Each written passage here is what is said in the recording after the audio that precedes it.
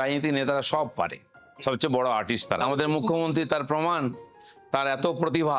অনেক রকম আর্ট আছে, গান বাজনাও একটা আর্ট, ছবি আঁকা, নাচা, কিছু কিছু ভালো লাগে। কিন্তু আমি তো একটাই আর্ট জানি, রাজনীতি, সংগঠন, ভোট। বাকি আর্টের জন্য সময় নেই। কখনো কখনো যাই, দেখি, শুনি, প্রদর্শনী দেখতে হয়, বোঝার চেষ্টা করি। সব আর্ট আমি বুঝি না, সেরকম ভাবো না। কিন্তু এটাও জানেন আপনি, রাজনীতি নেতারা সব পারে, সবচেয়ে বড় আর্টিস্ট তারা। নাচ, গান, লেখালেখি, আঁকা আঁকি। আমাদের মুখ্যমন্ত্রী তার প্রমাণ, তার এত প্রতিভা।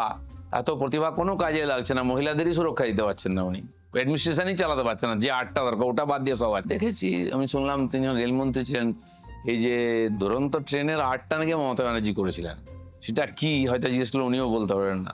আর যত দুর্বোধ্য সেটা তত উঁচু স্তরের আর্ট, মানে সাধারণ মানুষের বোঝার উপরে যেটা আছে। তো সেরকম আর্ট, তার কবিতা, এগুলো আমরা জানি।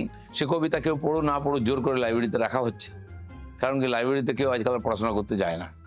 যাই হোক, উনি লিখেছেন, এটা তো রাখতে হবে, তার একটা সম্মান আছে।